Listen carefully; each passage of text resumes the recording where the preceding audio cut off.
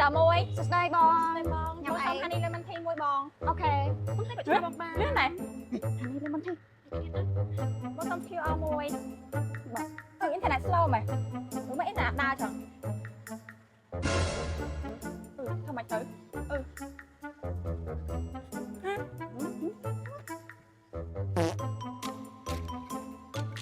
ហើយបងអរគុណបង ហួយហត់តែក៏បាយមិនព្រមសាកមកផលសេវាកម្មអ៊ីនធឺណិតរបស់នេះខំមើលបាយហ្នឹងអត់នៅនេះខំគេមានការផ្ដល់ជូនច្រើនណាស់ហើយក៏មានអត្ថប្រយោជន៍ច្រើនដូចគ្នាយើងមានការប្រឹក្សាណែនាំអំពីកញ្ចប់ហើយនឹងទំហំអ៊ីនធឺណិតសងសឹកទៅនឹងអាជីវកម្មរបស់បងណាហើយមួយទៀតក៏យើងមាន free តឡើងចំពោះអតិថិជននៅក្រោម350ម៉ែត្រដូចគ្នាបង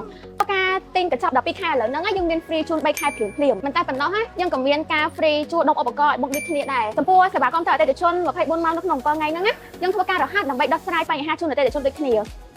នេះខំក៏ជាដៃគូសហការដ៏ល្អនិងមានគុណភាពក្នុងការរៀបចំប្រព័ន្ធអ៊ីនធឺណិតរបស់អាជីវកម្មលោកអ្នកជាប់នេះខំឥឡូវនេះ